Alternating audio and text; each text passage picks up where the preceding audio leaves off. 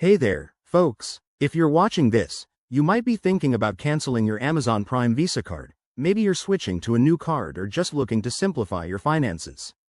Don't worry, it's a straightforward process, and I'm here to guide you through it step by step. Let's dive right in so you can get this done quickly and without any hassle. First off, before you start, make sure you have a few things ready. You'll need access to your Chase online account since Chase is the issuer of the Amazon Prime Visa card. Also, grab your card details, like the account number, and check if there are any outstanding balances. It's crucial to pay off any dues before canceling to avoid complications. Alright, let's get to the steps. Option 1.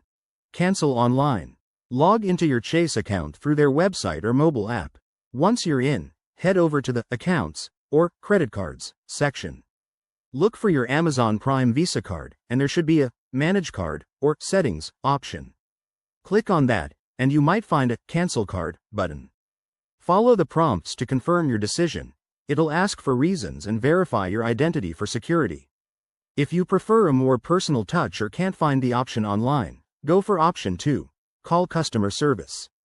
Dial Chase's number, which you can find on the back of your card or on their website. It's usually 1-800-436-7927. When you get through, tell the representative you want to cancel your Amazon Prime Visa card. They'll ask for verification details, so have those handy. Be prepared for them to offer retention incentives, like bonuses or lower rates, but stay firm if you've made up your mind. One important tip. Canceling your card won't directly affect your Amazon Prime membership, but double-check if you have any linked payments or rewards you want to use first. After confirmation, Chase will process the cancellation, and you should receive a confirmation email or letter. There you have it.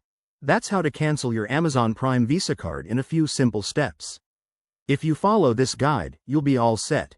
Thanks for watching, and if you have any questions, leave them in the comments below. Don't forget to like and subscribe for more helpful tips.